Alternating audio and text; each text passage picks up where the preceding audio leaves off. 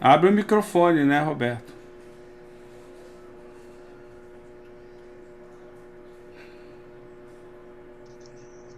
Desconcentrei, agora tenho que me concentrar de novo.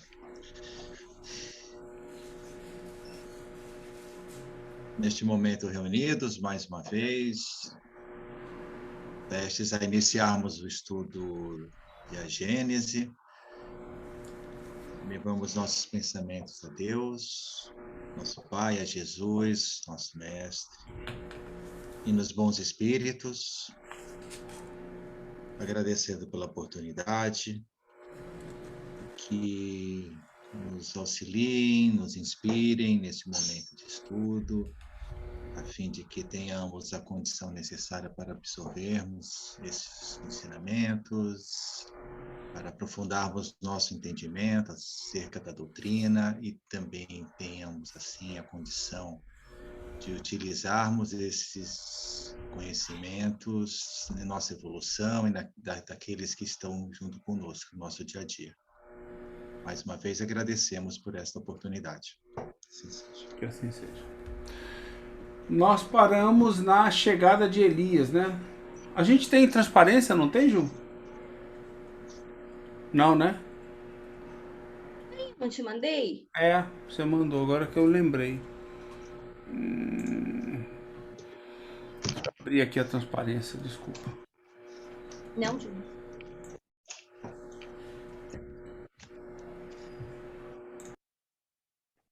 Nós estamos na chegada de Elias.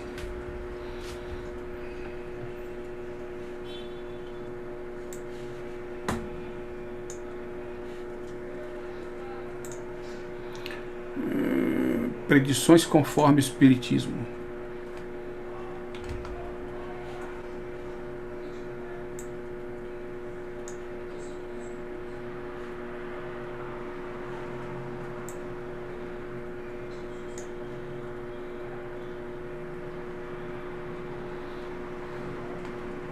Pode ler do livro. Dá no mesmo ler do livro? Eu acho que é só a imagem mesmo, amigo. Então tá. Então eu vou fechar, porque meu computador tá meio lento com coisa pesada. E aí a gente se vê também. Quem é que tá. Quem que pode ler um pouquinho aí? Chegada de Elias, item 33. Oi, Arthur. Oi, Franciele. Oi, Sandra. Quem pode ler um pouquinho aí?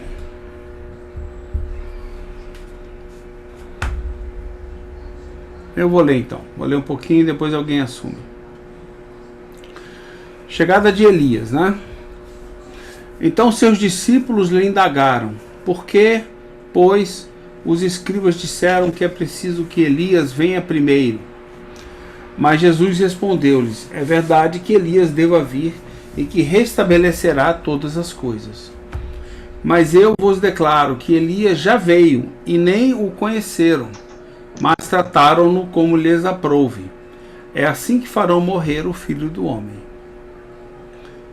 Então seus discípulos compreenderam que era de João Batista que ele lhes tinha falado. 34. Elias já viera na pessoa de João Batista. Seu novo advento é anunciado de uma maneira explícita. Ora, como ele não pôde voltar senão com novo corpo, é a consagração formal do princípio da pluralidade das existências. Ok? Anúncio do Consolador. Uma expressão que sempre me intrigou um pouquinho, que aparece bastante nessa altura do evangelho, é essa filho do homem, sabe? Muitas religiões acabam colocando isso como o endosso de que o Deus é tão somente masculino, né? Então, e que daí seria uma primazia masculina em todos os aspectos, etc, enfim.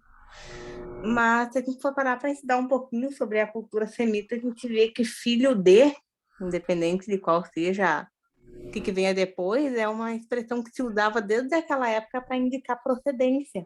E hoje a gente fala muito isso em relação à cidade de nascimento, né? Sim. E então, filho do homem, na verdade, quando Jesus se refere, acaba sendo, levando isso em conta, nós mesmos, os seres humanos evoluídos, né? E não uma referência a ele mesmo ou a um Deus que seria puramente masculino. Isso facilita muito o entendimento de certas passagens, se levar esse aspecto em conta, esse aspecto cultural em conta. Seria a criatura? O quê? Quem falou? Esse comentário que ela fez seria a criatura?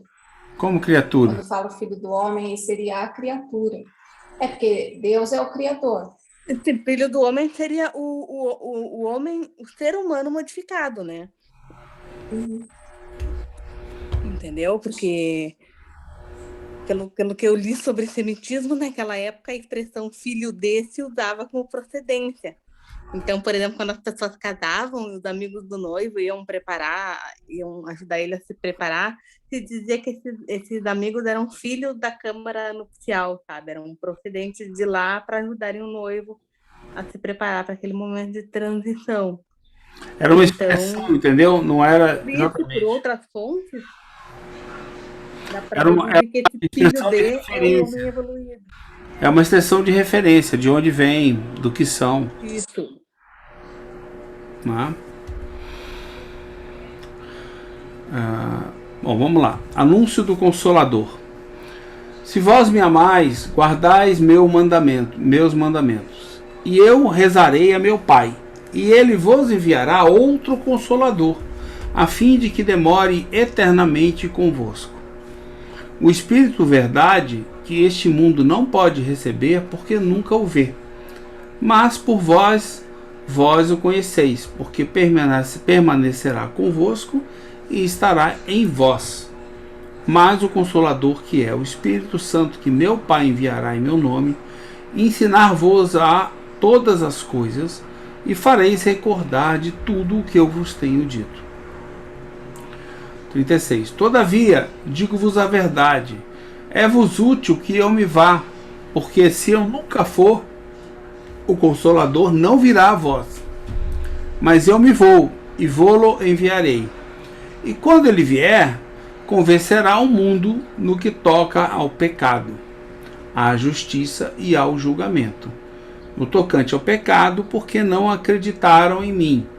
No tocante à justiça, porque eu me vou a meu Pai, e que não me vereis mais. Tocante ao julgamento, porque o príncipe deste mundo já está julgado. Tenho ainda muitas coisas que dizer, mas vós não podeis portá-la presentemente. Quando este Espírito Verdade vier, ele vos ensinará toda a verdade, porque não falará dele mesmo, mas dirá tudo o que ele tiver entendido, e vos anunciará a coisa por vir. Ele me glorificará, porque receberá do que é meu e o anunciará a vós. 37. Essa predição é, sem contradita, uma das mais importantes do ponto de vista religioso, porque constata da maneira menos equívoca que Jesus não disse tudo aquilo que tinha para dizer, porque não seria mesmo compreendido por seus apóstolos, já que é a estes que ele se dirigia. Se lhes houvesse dado instruções secretas, eles a teriam mencionado nos evangelhos. Dessa forma, não tendo dito tudo a seus apóstolos, os sucessores deles não puderam saber mais do que eles, e poderiam ter se enganado quando dar uma falsa interpretação a seus pensamentos, frequentemente velados sob a forma de parábolas. As religiões fundadas sobre o Evangelho não podem, pois, se dizer em posse de toda a verdade, já que ele reservou para si a complementação ulteriormente das suas instruções. O princípio da imutabilidade é um protesto contra as próprias palavras de Jesus. Ele anuncia sob o nome de Consolador e de Espírito da Verdade aquele que deve ensinar todas as coisas e fazer relembrar o que ele disse, pois seu ensino não estava completo. No mais, ele previu que seria esquecido o que havia dito e que seria descaracterizado, já que o Espírito da Verdade devia fazer relembrar, em concordância com Elias, reestabelecer todas as coisas. Isto é, segundo o verdadeiro pensamento de Jesus. 38. Quando esse novo revelador deverá vir? É bem evidente que se na época em que Jesus falava, os homens não estavam em condição de compreender as coisas que lhe restava dizer, não seria em alguns anos que poderiam adquirir as luzes necessárias para o entendimento de certas partes do Evangelho, à exceção dos preceitos morais. Seria preciso conhecimento que só o progresso das ciências poderia dar, e que deveriam ser a obra do tempo e de várias gerações. Se, pois, o novo Messias viesse pouco tempo após Cristo, teria encontrado o bem pouco propício e não teria feito mais do que ele. Ora, desde o Cristo até nossos dias, não se produziu nenhuma grande revelação que tenha completado o Evangelho e que lhe tenha elucidado as partes obscuras, indicativo seguro de que o enviado não tinha ainda aparecido.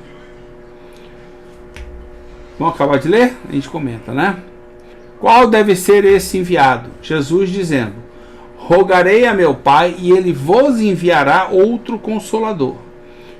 Indica claramente que esse não é ele próprio. Do contrário, teria dito: voltarei para completar o que vos tenho ensinado. Após o que ele acrescenta, a fim de que ele demore eternamente convosco, e ele estará em vós. Não seria possível que se referisse a uma individualidade encarnada, que não poderia demorar eternamente conosco, e ainda menos estar em nós, mas compreende-se muito bem, sendo uma doutrina que, de fato, logo que se tenha assimilado, possa estar eternamente em nós. O Consolador é, pois, no pensamento de Jesus, a personificação de uma doutrina soberanamente consoladora, onde o inspirador deve ser o Espírito da Verdade. O Espiritismo realiza, como tem demonstrado, capítulo 1, número 30, todas as condições do Consolador prometido por Jesus. Não é uma doutrina individual, uma concepção humana. Ninguém pode se dizer seu criador.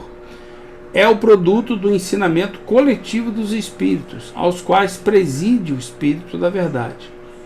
Não suprime nada do Evangelho, completa-o e elucida-o, com auxílio das novas leis que revela. Junta-as da ciência e faz compreender o que estava ininteligível. Admite a possibilidade daquilo que a incredulidade olhava como inadmissível. Teve seus precursores e seus profetas que previram sua vinda, por seu poder moralizador. Prepara o reino do bem sobre a terra.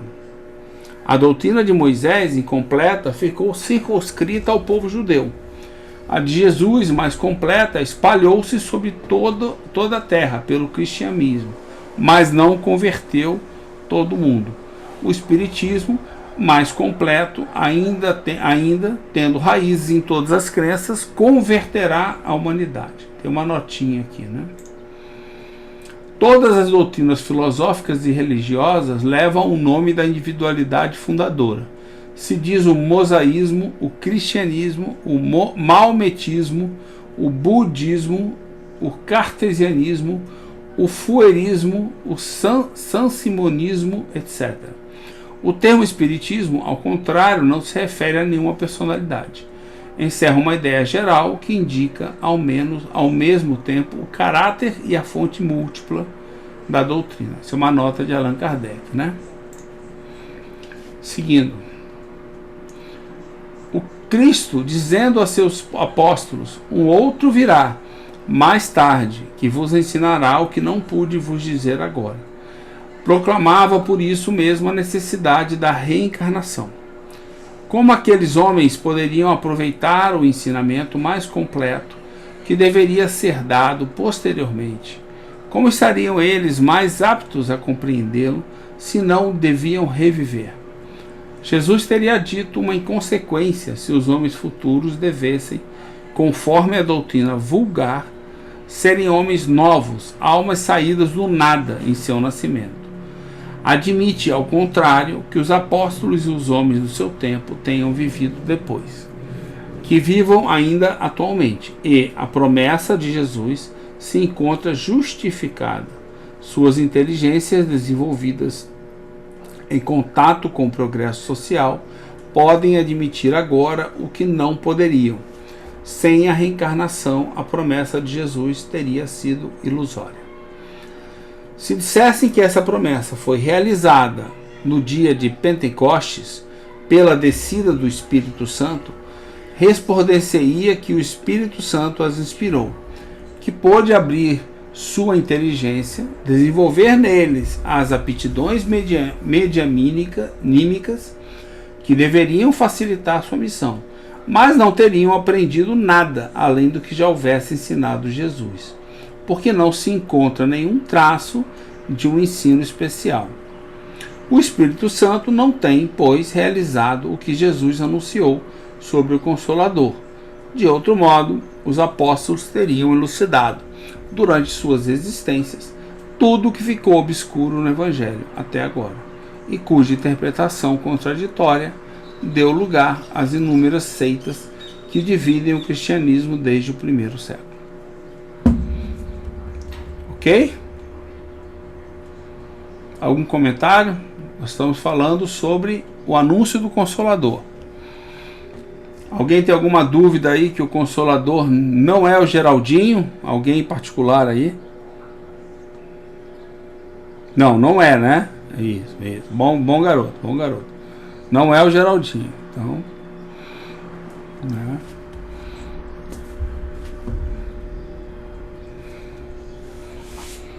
Você vê o que é a interpretação, né? O que um bom pensamento filosófico não faz, né? Pelo ser humano, né? E muitas vezes também há um pouquinho de estudo de etimologia, né? Por exemplo, esse glorificar é estranho, né? Se a gente lê, porque dá a impressão que é uma proeminência terrena, né? Que não tem tanto a ver com o espírito. O Consolador me glorificará e fará todo mundo concordar comigo, né? É o que está escrito aí, se a gente for ler secamente, mas no original, lá, o verbo grego era doxazo, que significa opinar. Então, é um ponto de vista que vai se estabelecendo, se construindo. E hoje em dia, muitas das ideias fundamentais do espiritismo com reencarnação é uma coisa que a maioria das pessoas leva em conta, pelo menos, né? Poucos são os que realmente cerram as crenças e dizem, não, isso realmente não é possível. As pessoas veem as coisas acontecendo no mundo e pensam, pode ser, quem sabe, mas não vou pensar nisso agora.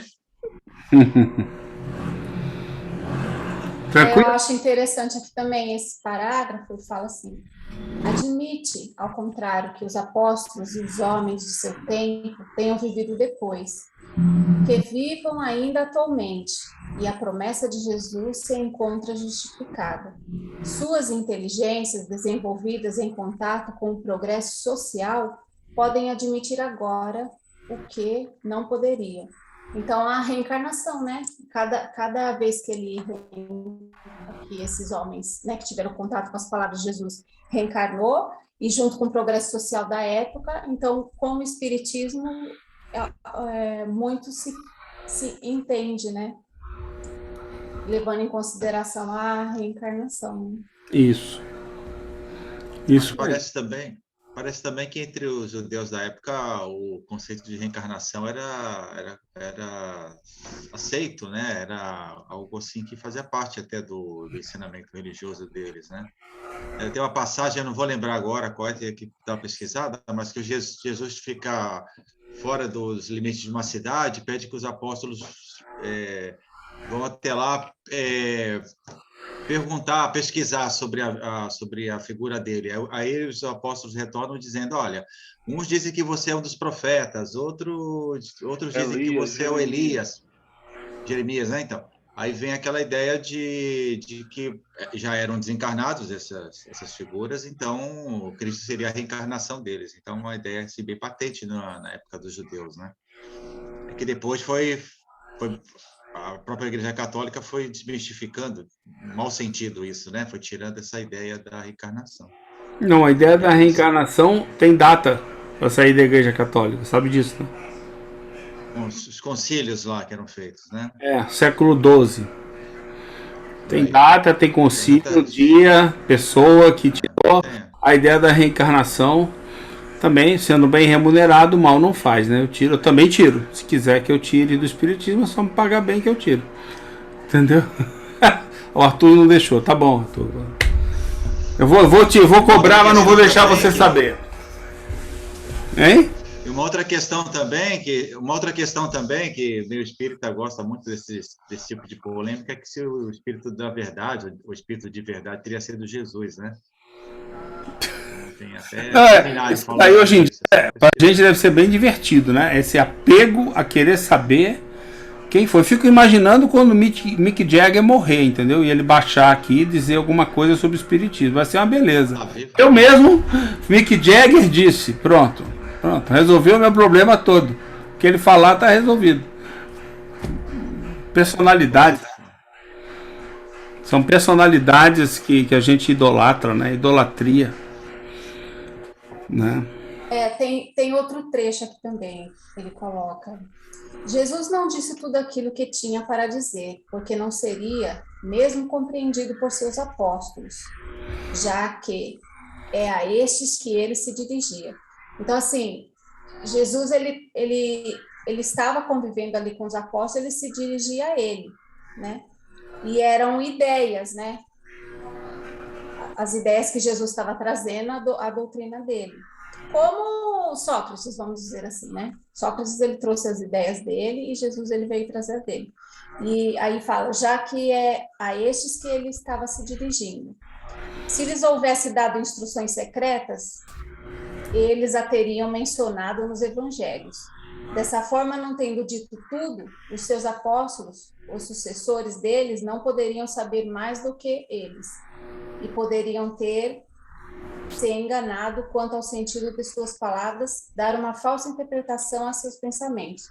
Aqui entra na parte de quando aí ele fala aqui, as religiões fundadas sobre o evangelho não podem, pois, se dizer em posse de toda a verdade. Olha que interessante, né? Porque as religiões, cada religião acredita que está com a verdade, né?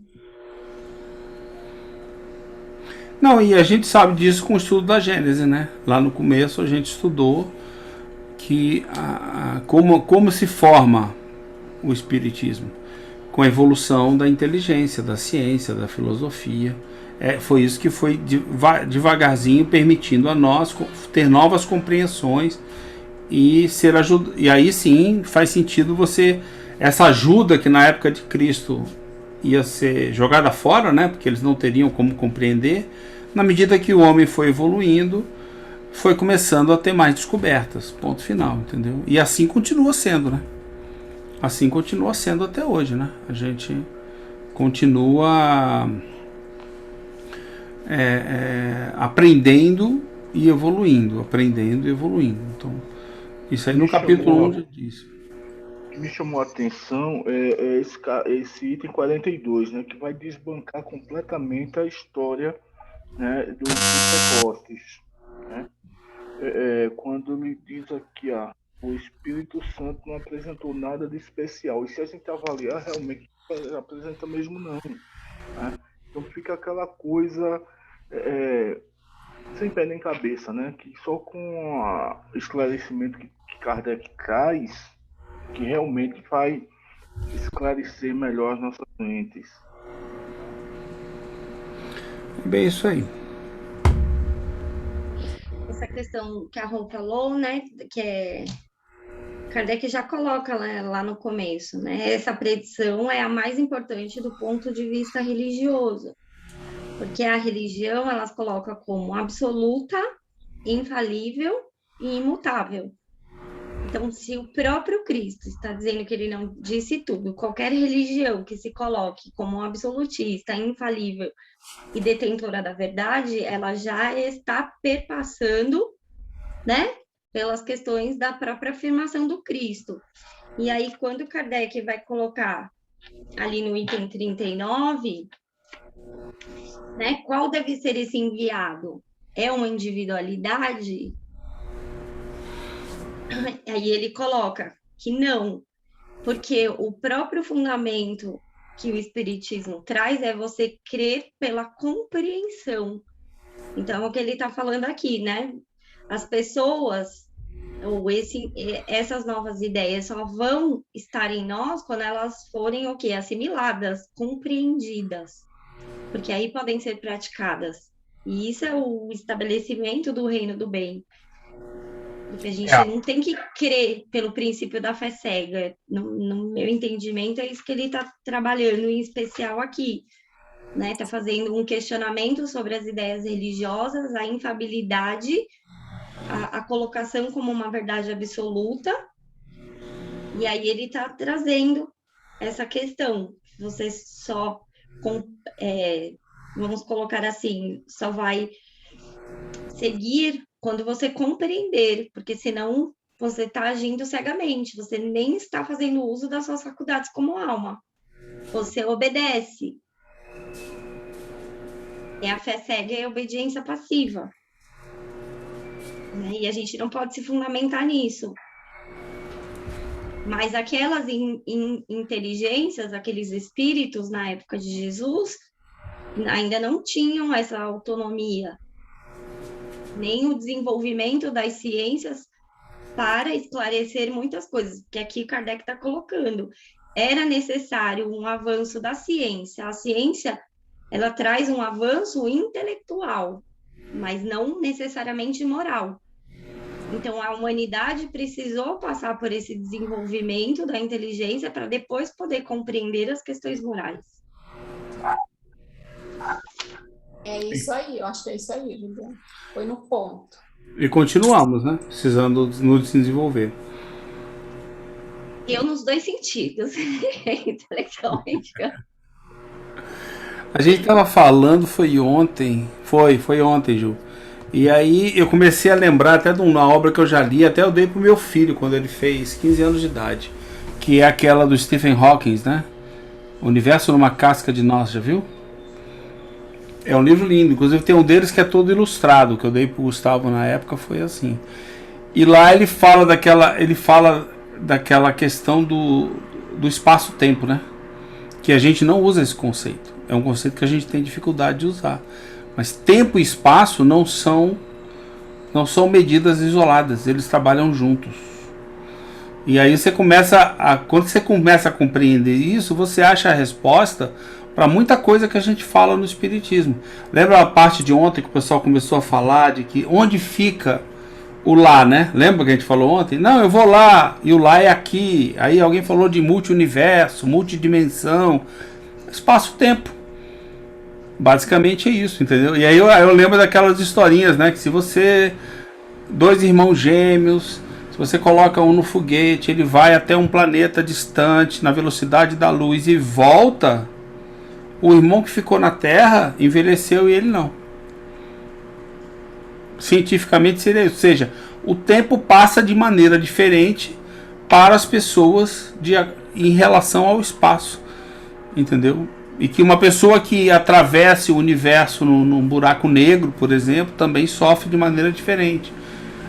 Então, e na Terra você comprova isso, né? Tem aquele experimento dos relógios, né? Que você manda um avião dar a volta na Terra com um relógio que foi sincronizado com outro que está aqui ao mesmo tempo. Quando esse volta, você perdeu aproximadamente 1 minuto e pouco. Me explica isso.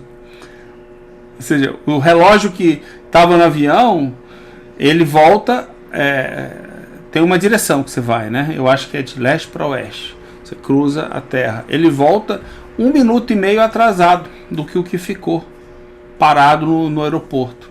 Legal, né? Isso é prova científica. Ou seja, Espaço e tempo, tempo não é uma unidade isolada. E aí isso permite a gente compreender melhor essas questões relacionadas a multiverso, vários universos, que também já está sendo provado com novas teorias, né? Você tem várias dimensões além das que nós conhecemos, né? Que a gente conhece. E já se fala de 14, 15 dimensões, né? Esqueci qual o nome, ajuda aí, Arthur. É teoria da... Esqueci o nome. Ou seja, tudo isso já está sendo estudado e comprovado. Só que a gente não incorporou isso ainda no nosso dia a dia, no nosso pensamento filosófico, para saber quais são as consequências da gente viver disso, entendeu? Mas aí você já começa a ver o que o Espiritismo ensina, o que ele diz sobre nossa vida espiritual, onde é o lugar, né? A pergunta de ontem. Se você começa a ter um estudo científico para o lado da física, entendeu? Você já tem comprovações, algumas são teóricas, outras já são, inclusive, né, essa do relógio é fantástica, né? Quer dizer, Satiro, será que aí sai da metafísica e vai para a física? Isso aí é física, né? Isso aí é a lei entrando em ação. Só que o problema é que a gente não tem a compreensão, entendeu? O problema é que você não usa esse conhecimento no seu dia a dia. Então você não consegue se apropriar dele e tomar decisões em cima dele. Mas na verdade é isso. A gente continua usando o tempo como sendo uma unidade individualizada. E não é. É porque nós não temos essa necessidade agora de fazer isso, entendeu? A gente não tem. Eu não tenho... Como é que eu vou dar a volta ao mundo na velocidade de um avião? Só se eu entrar no avião. E a minha menor preocupação vai ser ficar olhando pro relógio. Entendeu? Então, e não faz. 1 minuto não faz diferença. Mas isso explica muita coisa que a gente estuda. Isso mostra... E a questão da metafísica que você colocou, então, por exemplo, eles estudavam a metafísica pela razão. A metafísica, ela vai se tornar experimental, que é o que Kardec coloca, né, aqui na Gênese, lá no capítulo 4, no item 17, ele coloca que a metafísica, com o espiritismo, ela se torna experimental. Mas por quê? Pela mediunidade. Porque aí você consegue observar os fatos. Então, quando lá no Céu e Inferno ele vai trabalhar as penas eternas, ele vai separar as penas futuras, as penas eternas, ele vai separar. Primeiro, ele vai fazer as refutações fundamentadas em quê? Na metafísica. E aí ele usa o quê? Os atributos de Deus. E depois ele vai fazer as refutações pelas observações dos fatos. E aí ele vai se apoiar no estudo que o Espiritismo faz. Porque a gente não consegue estudar o mundo espiritual. Nós, observável, né? Mas a gente consegue observar o fenômeno, observar, né, os fatos que aquele espírito está narrando e utilizar o método científico de Kardec. Então, tem essas duas pontuações que ele faz lá no Céu e Inferno, né, sobre a metafísica e o avanço que o Espiritismo traz pelo estudo dele. E aí, né, Juliana, a gente poder... E a física quântica fica como? Ajuda o Espiritismo? Então, ela vai ajudar a gente a compreender, na minha visão, né, as questões aqui. As dimensões, a ideia de campo. Mas a gente aqui, encarnado, a gente não consegue alcançar dimensões espirituais, né? A erraticidade, que é como Kardec usa o termo, aqui na matéria. Mas você começa a física quântica dá para usar vibrações e vamos por assim, o entendimento de universo paralelo, que é todas essas outras dimensões do espírito que a gente não conhece, né? Isso. Espíritos materializados como nós, espíritos menos materializados, e por aí vai a escala, né? Infinita. A gente só consegue compreender pelos depoimentos, né? Que a gente vai ler lá os depoimentos de espíritos felizes. Então, o que ele está falando? Psicologicamente, emocionalmente, intelectualmente, qual a condição que ele alcançou e como é o lugar onde ele se encontra. Mas o lugar no sentido de simpatia mútua de pensamento, porque o que conecta você com outro espírito é a similitude daquilo que você pensa e sente, porque é o seu pensamento que emite, né, a vibração do fluido do pensamento, o fluido perispiritual, que é o veículo do pensamento, e você se liga a outro espírito que está pensando na mesma sintonia, na mesma vibração que você. Então, é isso que a gente estava conversando ontem, não, né? Não é o céu, é o inferno. Né? É um estado de entendimento daquele espírito. Arthur, tu ia falar. Não, eu ia falar que essa parte está tudo interligado, né? E aí o que você está falando, a parte dessa metafísica, por que foi adulterado justamente aí agora, né? A Gênese e o céu e o inferno? O que eles estão proibindo? Né? O que é a metafísica, se nós formos pensar? Por que o Espiritismo fala do quinto elemento? Né? Porque na época de Kardec, e desde sempre, queimava bruxo, desde a época do Egito, né? Se a gente voltar lá para trás de Platão, os iniciados, eles tinham acesso e o contato com o plano espiritual de uma certa maneira, e eles sabiam disso. E por que foi sempre coibido? Que eu estou fazendo uma análise, né? Os 4 elementos, a água, o fogo, a terra e o ar, são coisas sensíveis à nossa fisiologia. Então, eu sinto o ar, né? Eu sinto a brisa, eu palpo a terra. Então, a água e o fogo. Esses 4 elementos, eles são quase que diretamente relacionados ao nosso físico. Pegando o Paul Janet, aí, né, o Meir Bihan, ele vai separar, Platão já começa a fazer isso, no livro de Filebo. Ele vai falar de prazer e dor, ele vai começar a separar tudo que é da carne, tudo que é E o que é da alma? É a quinta essência, né? É o que nós não conseguimos sentir pelo corpo, é que Kardec vai começar a colocar, que é a percepção que o espírito tem aqui encarnado. Como nós temos isso? Só pela mente, pela razão. Não dá para ser, não vamos sentir o espírito pelo rim, pelo coração, né? Pela terra. Aonde que você percebe? É mente a mente, perispírito a perispírito. São relações de alma.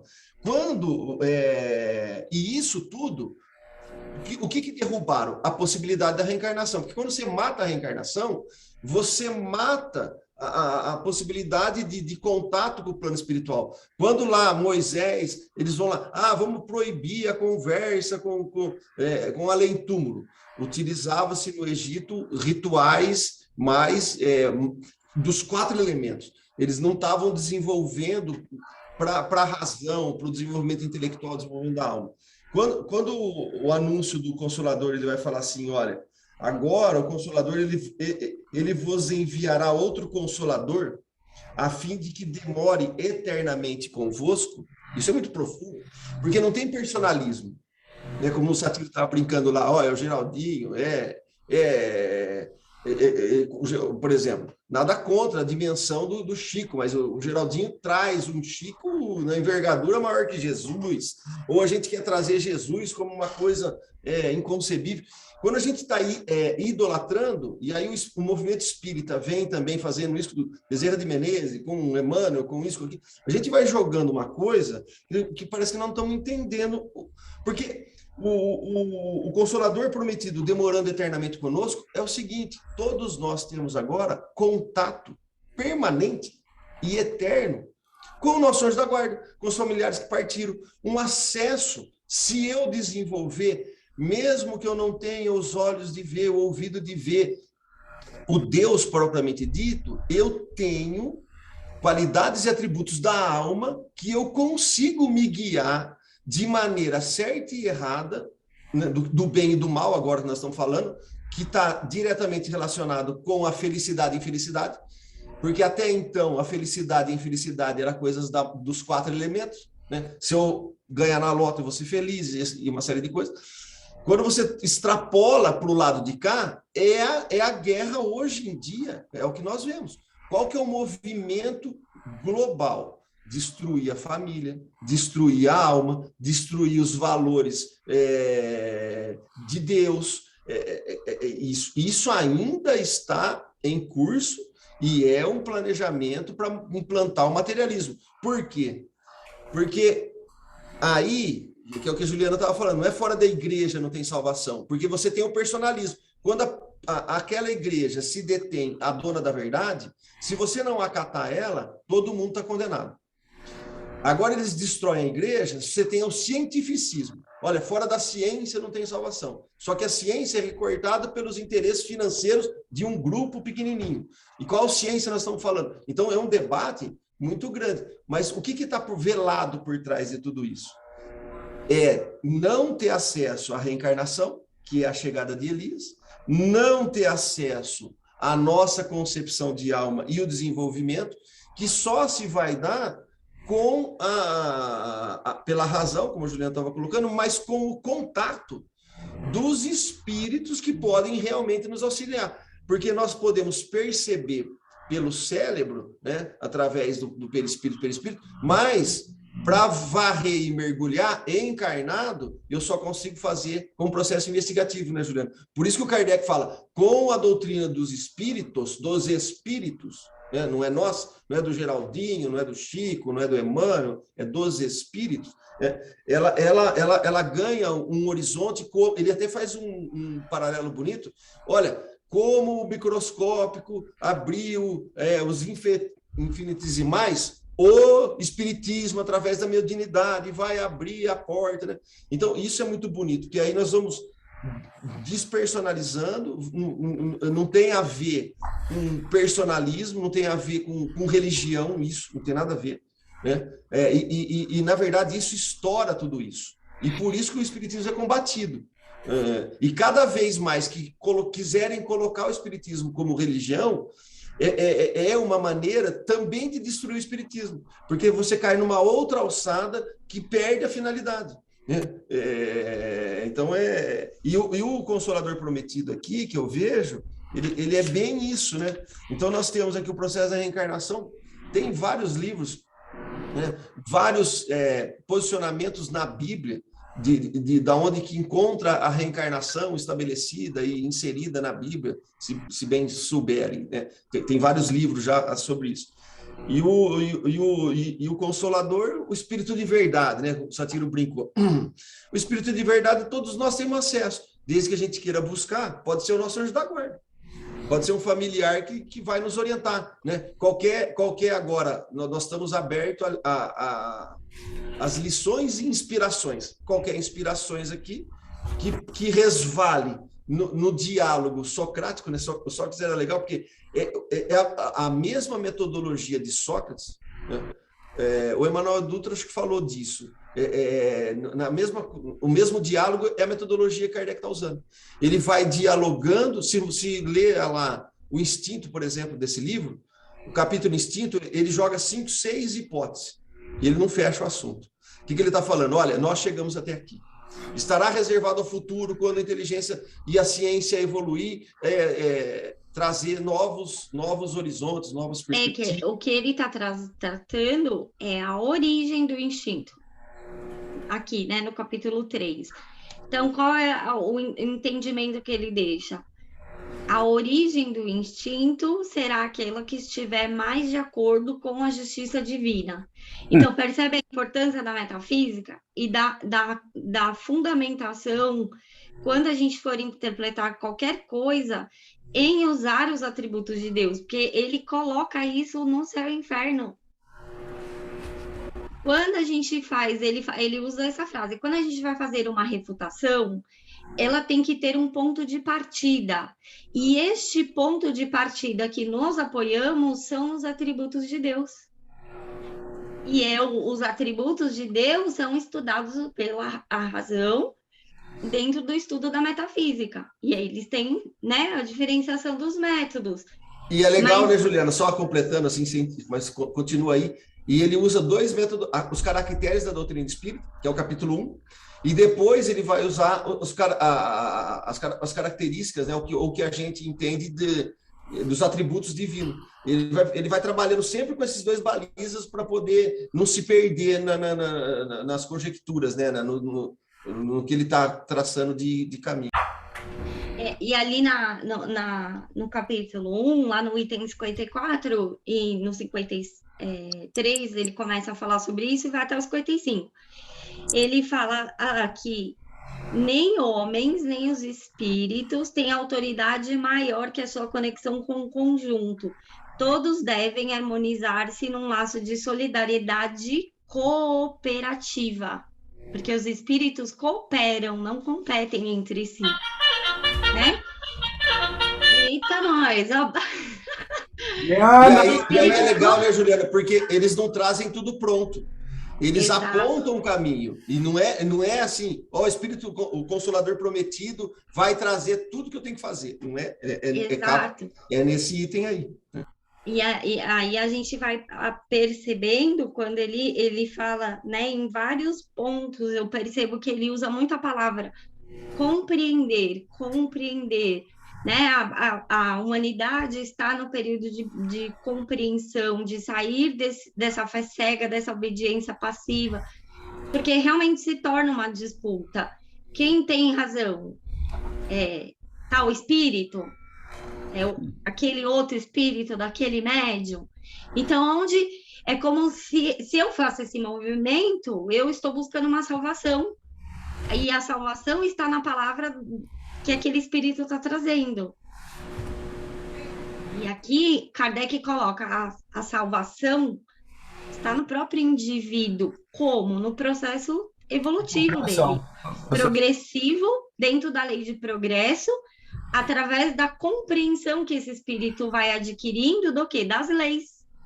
Tanto as leis da matéria, que aqui é fácil a gente compreender, porque a gente está na matéria, quanto as leis do mundo espiritual, do mundo da erraticidade, do mundo moral, da justiça divina.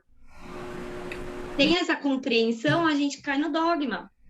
E aí é legal, né, Juliana? Porque a gente vai ter o relacionamento com a espiritualidade como um apoio, né? Como um psicólogo, por exemplo, né? Vamos pegar na tua área, que você vai apontar, você vai auxiliar, você vai dar suporte. Mas quem vai resolver é o paciente. Às vezes o movimento espírita, não entendendo isso, nós queremos a salvação heterônima. Olha, o Emmanuel vai vir e vai tirar o obsessor. Eu vou lá no centro e o Satiro vai dar passe e o passe vai destruir todos os meus pensamentos negativos. Aí eu vou tomar água fluidificada, né? E todas as sinapses mentais minhas vão ser dali para frente transformadas de forma milagrosa, né? Com milagre, que aí eu purifiquei todas as minhas células estão agora com capacidades eflorescentes, né? Se a gente cair para isso, né, nós vamos realmente querer a salvação externa. E a própria questão que quando Cristo fala assim, aonde estiver um ou mais reunidos em meu nome, ou seja, no propósito do bem, eu ali estarei. Então, o que ele está falando? Em qualquer momento que você se propõe a fazer o bem, a ajudar ao próximo, ou a se ajudar a pedir o auxílio, uma intuição, uma ajuda, um soerguimento, você recebe ajuda, porque a gente está conectado.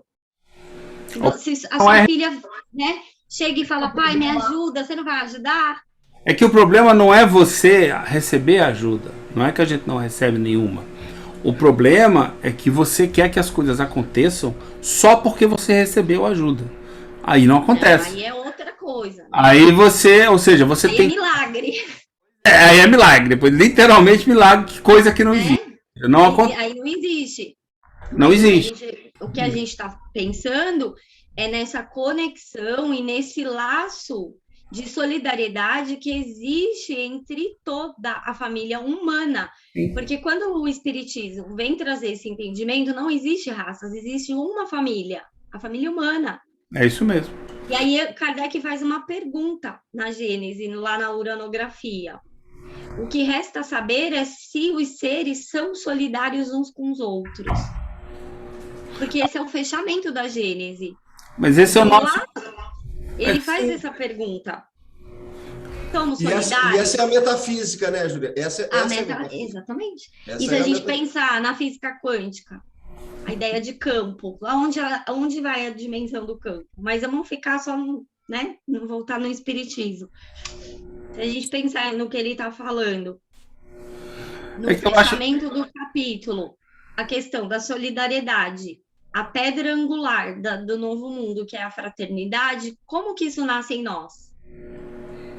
Pelo entendimento da reencarnação e a pluralidade das existências, que é o que ele está trabalhando aqui. Aqui, ele está dando uma introdução, trazendo Jesus para o fechamento que ele vai dar na Gênese. A pluralidade das existências, a lei de progresso. Você não vai fugir à lei. E mesmo os espíritos refratários, eles vão progredir. Depende de quem? Do privilégio de Deus? Não. Depende deles mesmos. Né? Então, é tudo isso que ele está desconstruindo na Gênese e no Céu e Inferno. E é a questão dogmática. Juliana, eu tô terminando de ler o Nem Céu Nem Inferno, né? Estou bem no finalzinho. E daí eu fiz umas anotações aqui na primeira página para eu ter assim, de acesso fácil, né? Até que eu vá guardando na memória e usando na prática, né? Anotei aqui. Então, parece que é uma sequência que a humanidade vai tendo entendimento, né? Ela vai se autoconhecendo e vai tendo entendimento. Leis naturais que regem o fenômeno da vida. A instinto, dor e prazer. Aí, né, a humanidade foi tendo compreensão disso. Aí depois, leis naturais que regem a matéria. Um exemplo, a gravidade. Aí a humanidade vai tendo entendimento disso e vai trabalhando. Aí, né, depois, leis naturais que regem a alma. Faculdades da alma. Razão, vontade e imaginação. Então, a gente que está tendo acesso ao espiritualismo racional e ao espiritismo, a gente vai começar a trabalhar na nossa existência, aqui, né, encarnado agora, essas faculdades da alma, que é a razão, vontade e imaginação. Então, a gente vai tendo esse entendimento e vai usando para a nossa evolução, para o nosso entendimento. Porque se a gente pensar, é importante, né? Ontem também foi, né, questionado isso, né? Às vezes traz a teoria que não está em Kardec, mas Kardec não traz a teoria psicológica, mas ele se fundamenta na teoria psicológica da época dele para explicar a condição psicológica daquele espírito. Não, e esse pensamento é um pensamento, vamos dizer assim, de certa maneira, heterônomo, né? Porque você está esperando que alguém te diga. E, na verdade, a soma do conhecimento humano permite a qualquer um de nós, ao estudá-lo, evoluí-lo, inclusive. Né? Você falou, a lei da gravidade. Quando eu conheço a lei da gravidade, ou então o uso da força, que também é uma questão física, eu posso criar uma arma que atira mais rápido, eu posso tirar uma catapulta, entendeu? Eu posso criar uma série de outros itens que me permitem levantar objetos pesados, por exemplo, teoria da alavanca. E isso tem uso, então não é um conhecimento qualquer, é um conhecimento que evolui o homem, permite ele fazer certas práticas, e aí, novamente, os dilemas se apresentam os mesmos sempre. Só que se você usar aquilo para alavancar um novo conhecimento e um outro conhecimento e consolidar outros, o que era o milagre na época de Jesus passa a ser ciência na Idade Média, entendeu? Aí a gente vai evoluindo. Então, assim, o que é aquele negócio, por exemplo, volta e meia a gente ouve falar, o tempo dos espíritos não é o mesmo do tempo dos homens. O tempo é relativo. Einstein disse isso. Só que a gente não incorporou isso ainda no nosso dia a dia. Entendeu? A hora que você incorporar, você vai largar o relógio de lado. Que se você conseguir fazer as coisas num tempo diferente do tempo da matéria, né? E já tem gente conseguindo fazer isso, né? Inclusive fazer pequenas viagens para o futuro, né?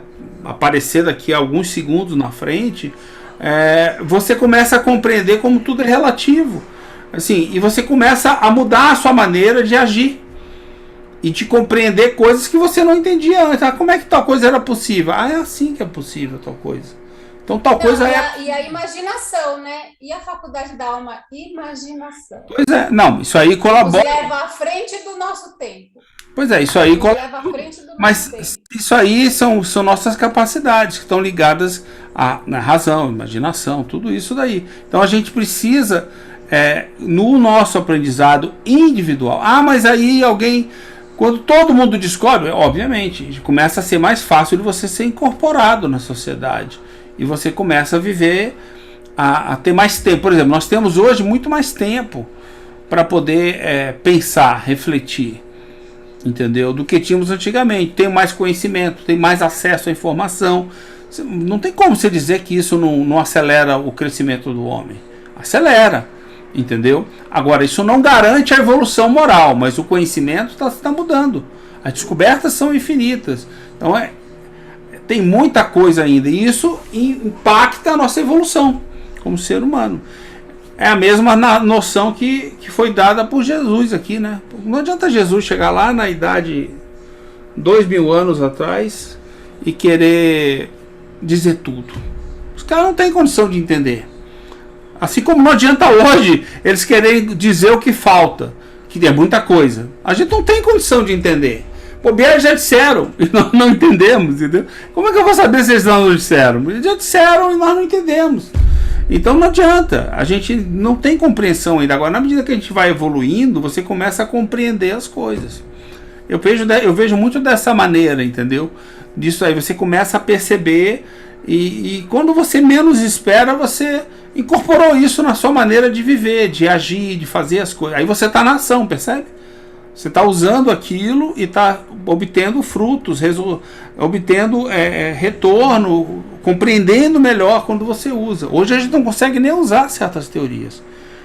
Estamos começando a usar, mas estamos evoluindo. Se você pensar da revolução industrial para o dia de hoje, a gente está indo numa velocidade de conhecimento impressionante. O que está faltando é o lado moral, porque o lado da inteligência... definitivamente. E aí nessa tira, esse lado moral, às vezes o pessoal critica, né, Júlio, o espiritualismo racional, mas só que se nós formos pensar, o lado moral, o que Kardec coloca? Os próprios espíritos que trazem essa ponte, os precursores do espiritismo é Sócrates e Platão. Aí eu peguei um livro aqui, que é na época... Esse cara aqui nasceu em 1845.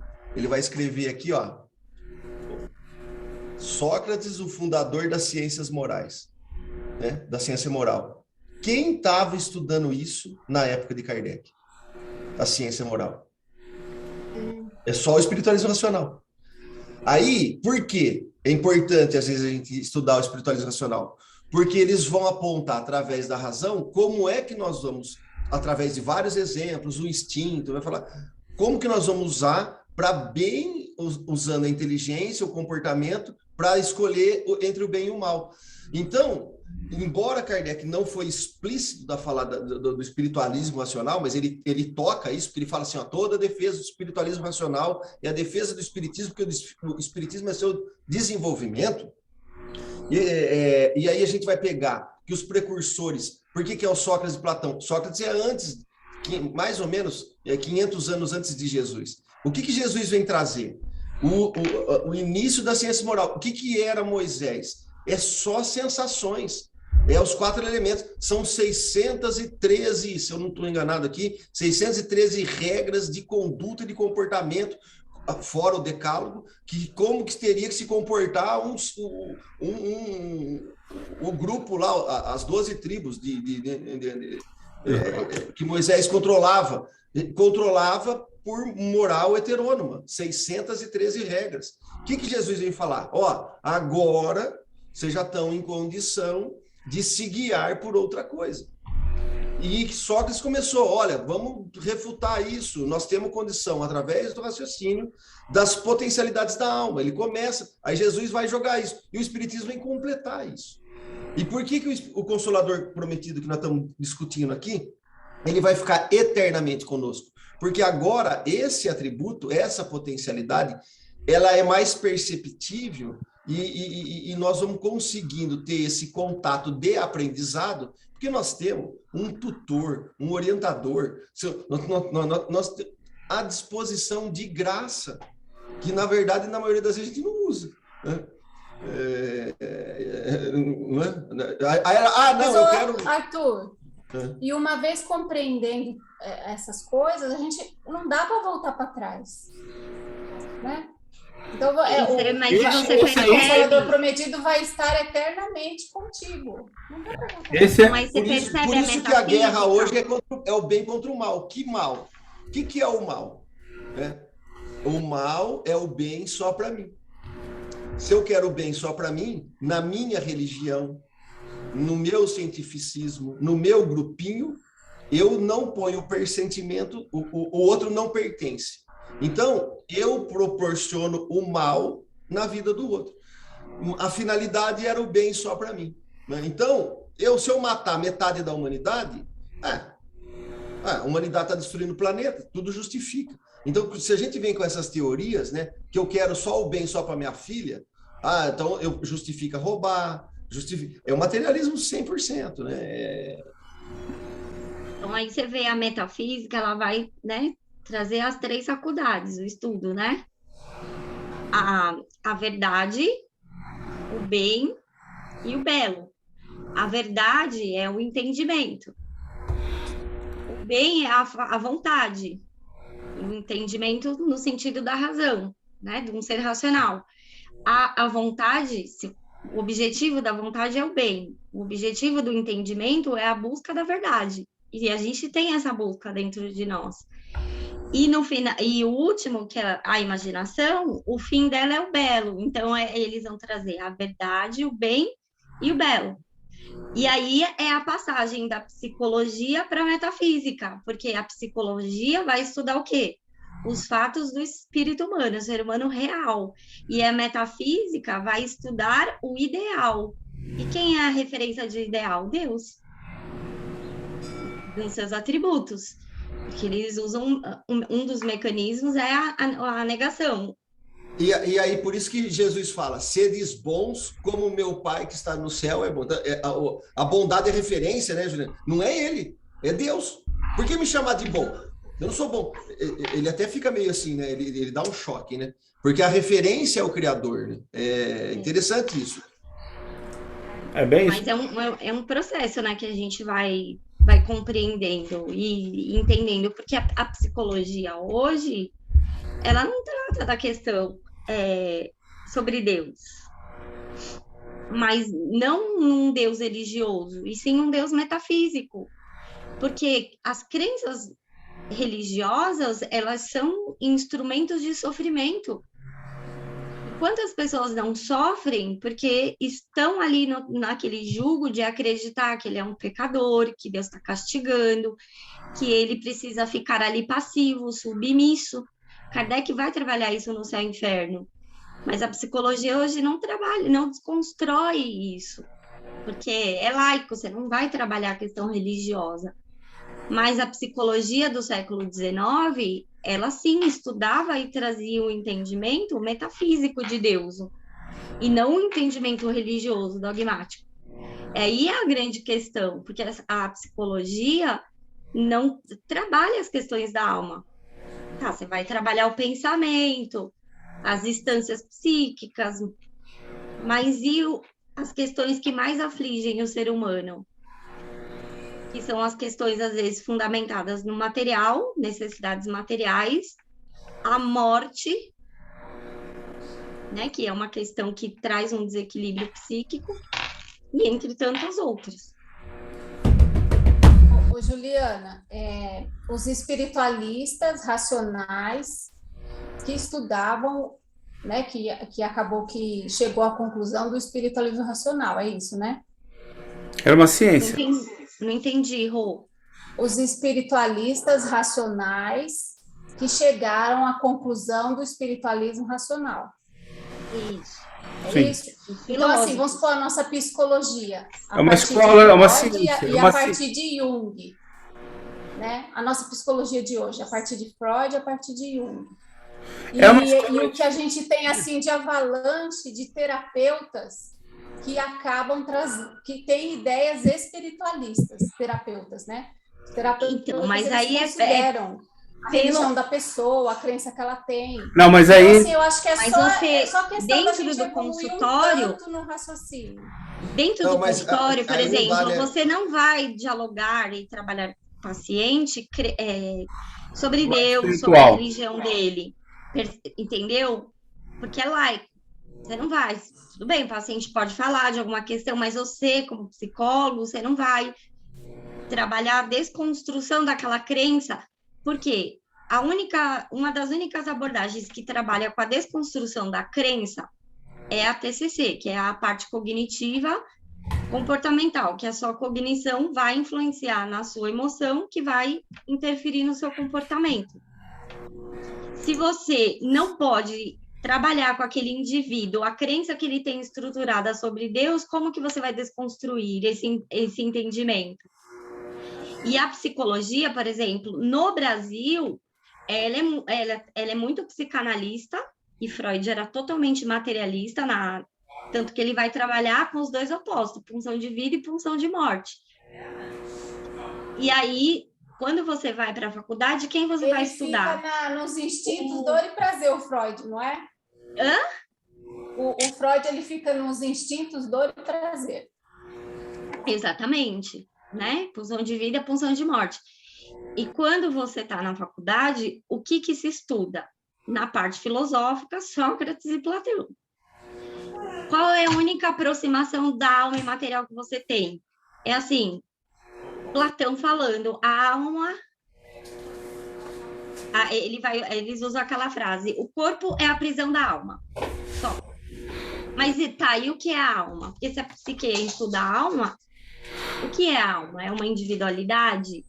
A alma é uma expressão do cérebro? Racional. Então, mas hoje na psicologia, nossa, não vai trabalhar isso, porque aí vai para o positivismo de Augusto Comte. Você tem Comte na faculdade, Augusto Comte. Depois vai para Freud e Jung, e nem se perpassa muito pela transpessoal, pela logoterapia, que é a do Victor, que ele vai trabalhar o sentido de vida. E, por exemplo, no livro do Victor, que ele trabalha... A psicologia positiva. Então, aí é outra área. Então, mas eles não vai estudar o ser humano como uma individualidade que as ciências, alma. As ciências... Entendeu? Não vai. Eu acho que é legal, coisa né, que Juliana? O espiritualismo, ele afirma.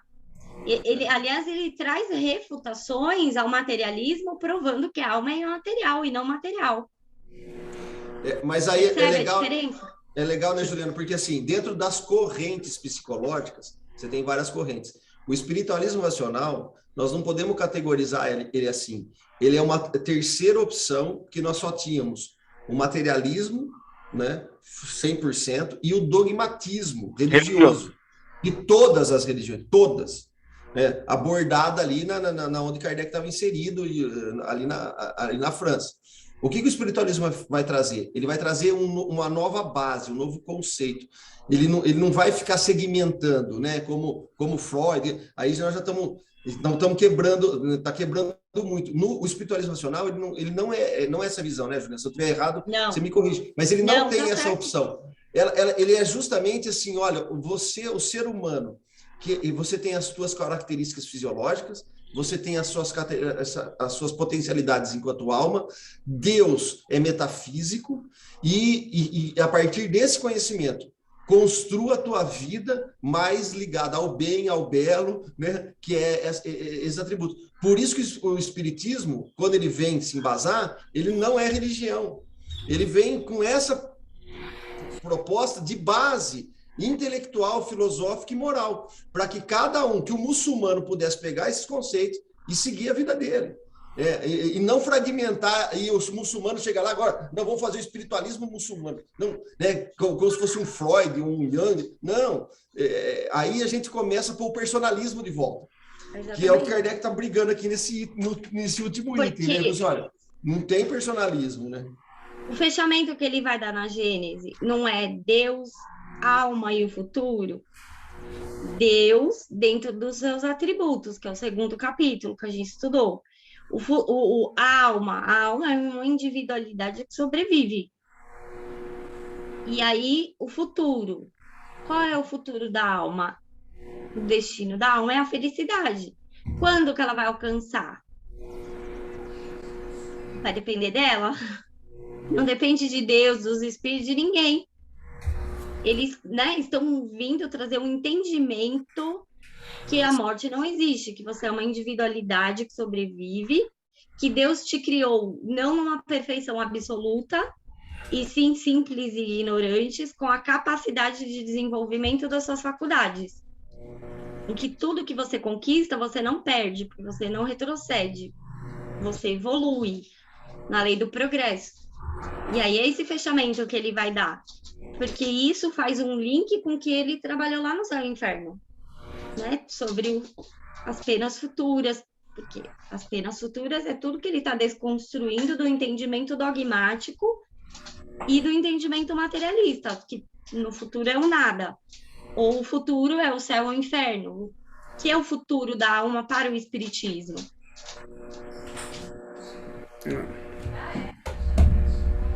Para onde a gente vai? Porque o futuro tá logo aí, gente, para nós. Vamos tudo pro nosso lar.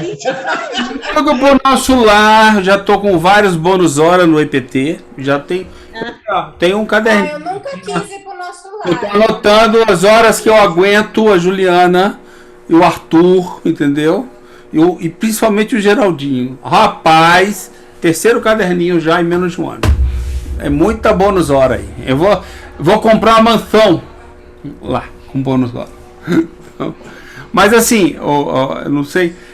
O espiritualismo racional é uma ciência filosófica que existiu num prazo de, vamos dizer assim, me ajude se eu estou errado, se eu lembro, do Autonomia explica exatamente isso, de 35 anos na França, ao ponto de todas as escolas e até a Sorbonne dar. Quando você acabou com ele, Até o Brasil. justamente, quando você acabou com ele, você, em poucos anos, eles destruíram, afastaram todos os professores, todos esses filósofos, acabou, tanto que sumiu. É o que a Juliana fala, poxa, se a gente estudava muita coisa ligada à psicologia, e ela nunca ouviu falar, ou seja, apagou-se da ciência, porque ciência, na verdade, é aquilo que estuda materialmente o mundo.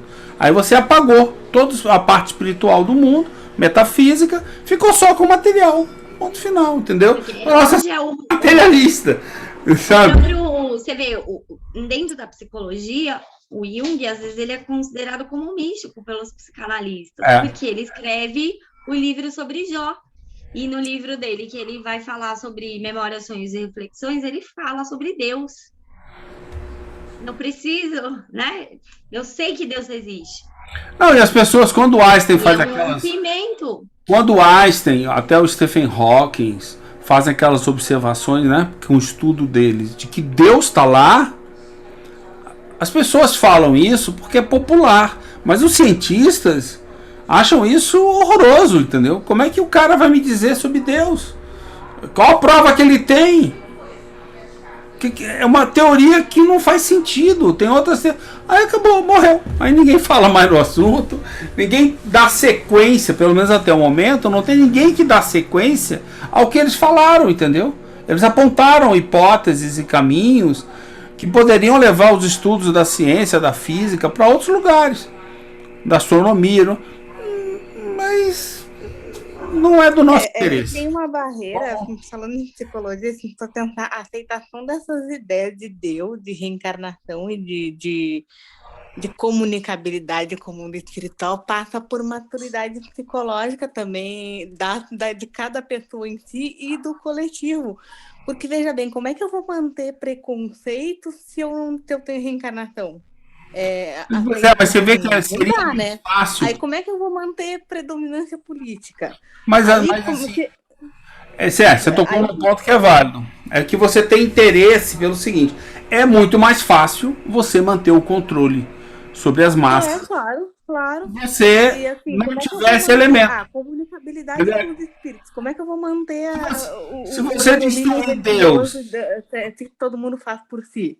Não dá, né? Então é complicado. é muito... E aí tu une a isso a questão individual, que as pessoas não quer, muita gente não quer ter a certeza da imortalidade pelas implicações que isso demanda, né? De comportamento e de pensamento. E também porque se eu continuo com o bom e o ruim que eu tenho, né? Se eu não continuo, faço aquele filtrozinho do fulano que morreu e virou santo que tá morto, ninguém pode dizer nada. E aí a vida segue, né? Que sempre foi. Então essa é a nossa maior barreira, né? Esse amadurecimento para poder lidar com essas verdades. Coloca isso, Fran. Kardec coloca isso no Céu e Inferno. Ele coloca assim, ó. Eis porque, tendo seu espírito atingido certo grau de desenvolvimento, rejeita a crença nas penas eternas, por ser esta incompatível com a ideia mais sublime que faz da divindade, e também com a noção mais exata que tem sobre o que é justo e injusto. Então, isso que você falou, ele só vai modificar dentro do processo dele, cada um no seu tempo, mas quando essa mudança ocorre, você não consegue mais aceitar determinadas coisas que te mantêm sobre um direcionamento cego. Sim. Não, aí você não vai abrir esse tipo de conhecimento para a pessoa que você quer controlar. Para que você vai abrir? Para que você vai ficar debatendo esse assunto? Se eu começar a debater isso, eu vou começar a perder poder. Vou começar a perder seguidores, vou começar a perder... Porque é natural, a nossa busca, ela existe. Tanto que nós todos acabamos fugindo, né? As pessoas vão fugindo, não, isso aqui não me interessa mais, não responde a coisa que eu quero, eu vou para outro lugar. E eu começo a fugir dessas pequenas prisões, e vou evoluindo, e vou me melhorando, vou querendo aprender. Ah, você não me deixa saber sobre isso? Eu vou em outro lugar que me deixa saber sobre isso. Então existe isso também, entendeu? Aí a gente vai evoluindo. Agora, atrapalha, né? Seria muito melhor se todo mundo concordasse da gente deixar as pessoas serem livres, né? E fazerem, e motivar as pessoas a buscarem a verdade por sua conta. Até, se possível, ajudar as pessoas a fazer isso. Mas eu gosto muito da parte que fala sobre reencarnação, ou seja, a gente vai embora, e aquela parte que fala sobre... não existe um lugar específico, é aqui mesmo, porque isso comprova a minha teoria de que quando eu me for, eu vou puxar o pé da Juliana. Isso, né, faz todo sentido isso. Não, mas que fixação essa que o fantasma tem por pé, que coisa, com tanta coisa pra puxar. Ah, mas eu vou puxar o pé da Juliana, eu vou voltar pra puxar o pé dela, já sabe disso. Eu não, porque vai depender da densidade do teu perispírito, né? Deve ser bem pesado, deve ser bem materializado, que eu vou poder puxar bem o pé mesmo, entendeu? Negócio de sutileza do espírito. A sua capacidade moral para me fazer ver você. Não precisa ver, é só sentir o puxão assim. Você vai saber. Eu tô assistindo um documentário. Oi? Eu tô assistindo um documentário que cita algumas falas de Sócrates, né? Aí tem aqui. Sócrates questionava tudo que as pessoas aceitavam por inércia ou que preferiam não discutir. Ó, que legal. Acima de tudo, ele questionava alguns dos deuses nos quais os gregos acreditavam. A arte grega está cheia de deuses que raptam, mentem, roubam, enganam, matam injustamente e cometem adultério. Se tais coisas eram ruins para o homem, como poderia ser boa para o Deus? Ele, Sócrates, diz: é melhor ouvir sua consciência, ouvir a voz que lhe diz o que lhe é verdadeiramente certo, e se você não sabe, continue a fazer perguntas a si mesmo e a outros até descobrir.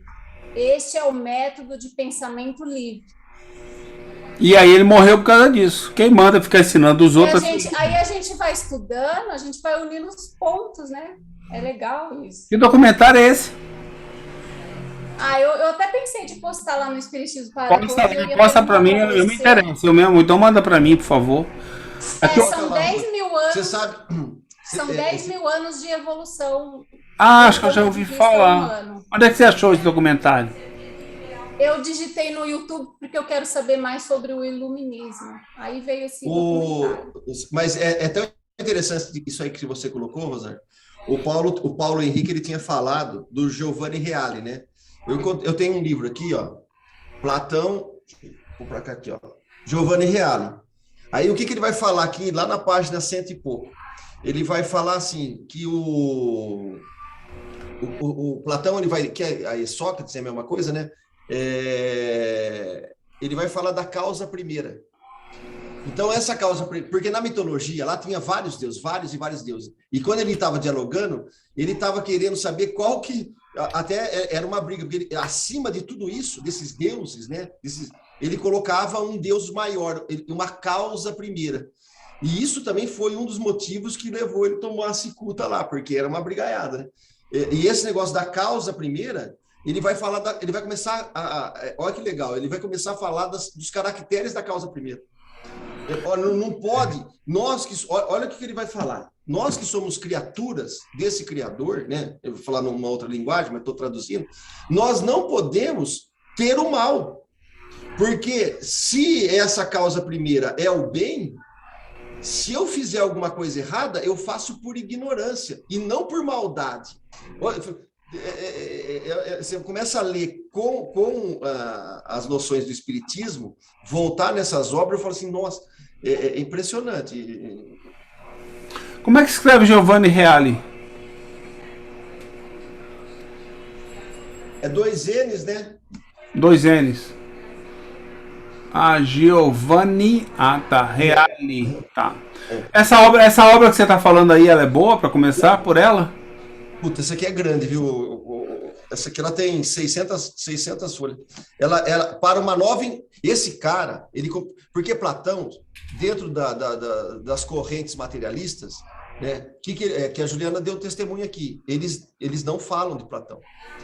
E o Giovanni Reale, ele vai falar uma nova interpretação de Platão, porque ele vem derrubando dentro da academia as propostas que pintavam de Platão e Sócrates como perverso, ou materialista, ou desvirtuando mesmo, né? Então ele vai falar releitura da metafísica dos grandes diálogos à luz das doutrinas não escritas.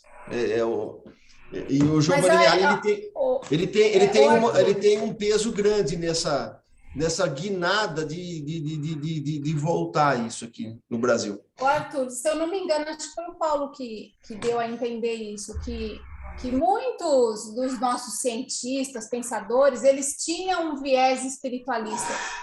Eles pensavam em Deus, né? Mais ou menos sabia da alma, da reencarnação, mas quando se tornou para ser meio de educação, de ir para a universidade ou de ir para as escolas, aí eles parece que transformam, eles deixam essa parte escondida, esconde, e só ressalta aquelas que dão um entendimento para o materialismo, para a negação. Você vê, o espiritualismo nacional, ele foi destruído aí em 30 anos. O que fizeram? Um cerceamento. A igreja toma a educação e refuta todos os livros. Então, isso vai acontecendo direto, né? Por isso que existe uma proposta, né, de uma teoria de educação global. Qual que é? É destruir os valores da alma, potencialidade da qualidade do espírito, não ter Deus. E aí, você vem numa cartilha só do que interessa. Então, você vai, vou entrar na universidade e tal. Bom, nós vamos... E eu estou falando por mim também. A arquitetura ela tem muito da humanas, mas há um monte de mentira que me ensinaram, né? Não voltando em fonte primária, quer dizer, eles contam a história do jeito que o professor quer. Uhum. E aí a gente, como não tinha o perfil, estou falando de mim mesmo, de buscar naquele momento, olha, vai cair na prova, você pega um livro de 600 coisas, vai cair na prova aqui, a folha 105. Aí, como aqueles bons estudantes que nós somos, você estuda só 105, porque você só quer resolver o problema da prova. Só que o livro inteiro fala contrário àquela página que o professor indicou. E aí ele vai ele recorta e fala assim, olha, o cara está defendendo isso. Não é bem É como assim. que se eles tiraram a opção para a humanidade, né?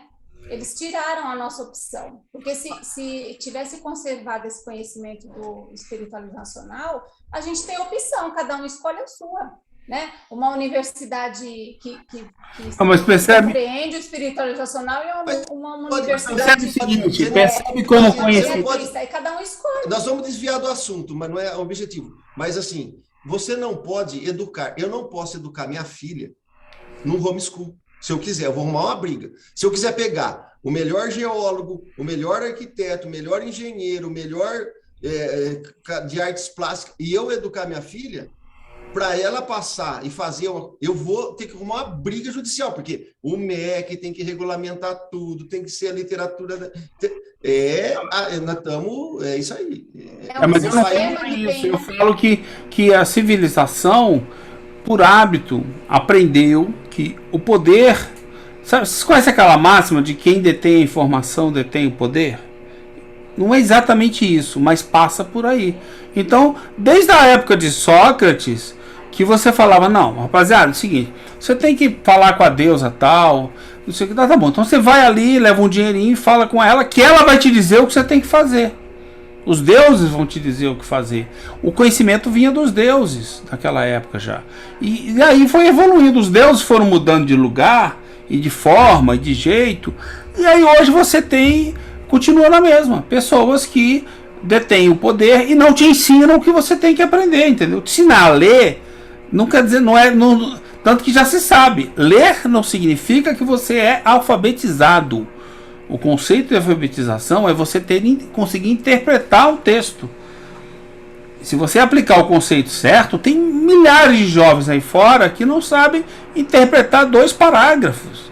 Então não são alfabetizados. Então, assim, mas isso esses mecanismos foram se perpetuando de diferentes lugares. Hoje a gente tem o MEC fazendo isso. Em outros países tem a mesma coisa. Mas a gente pode trazer para o nosso convívio o que o movimento espírita anda fazendo.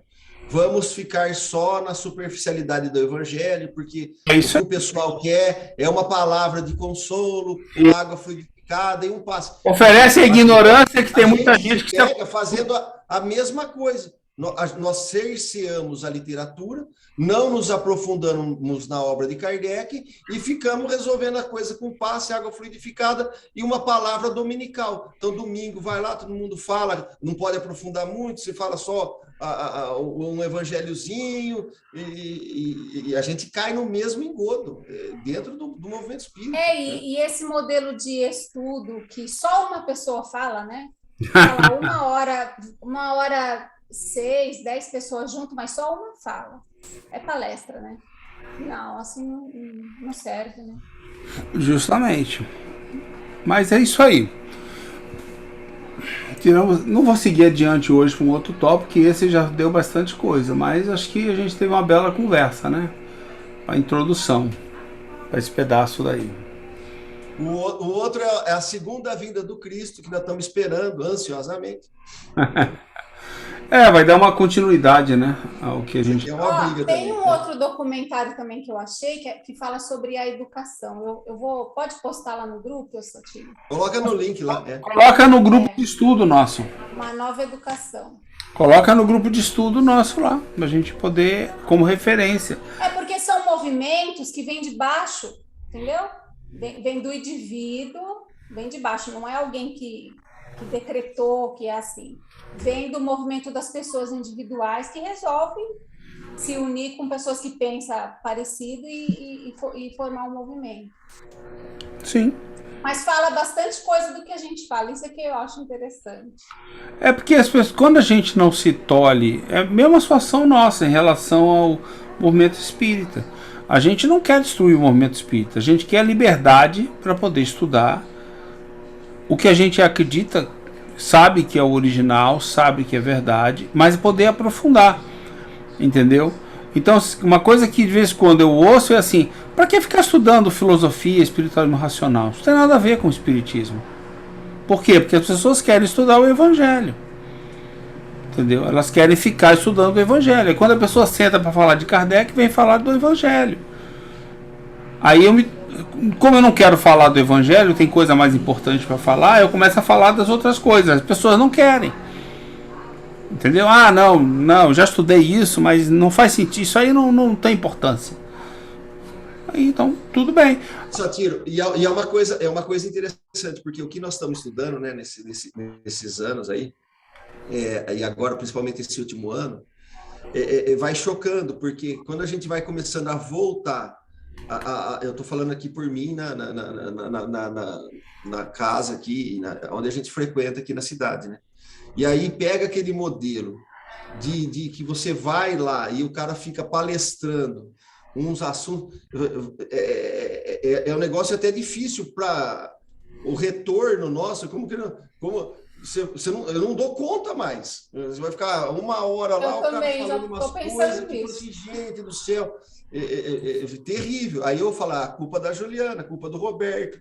Ainda bem que você sabe que o Roberto tem algum problema. Aí eu falo, o Satiro me ferrou. Não, eu não. Eu sou o lado bom. Não mais nenhum. Eu sou o lado bom. Eu sou Jedi, entendeu? O jedaísmo, seu jedaísmo. Eu sou aquele cara do sabre. O Darth Vader tá ali, ó, com bigodinho, ó. Ali o Darth Vader ali, ó. Entendeu? Mas é isso, entendeu?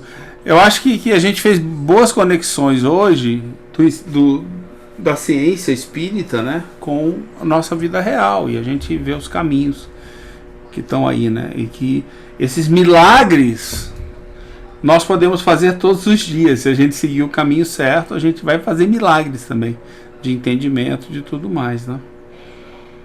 Muito bom, muito bom. Estamos indo mais um pouquinho, a gente vai para o último capítulo.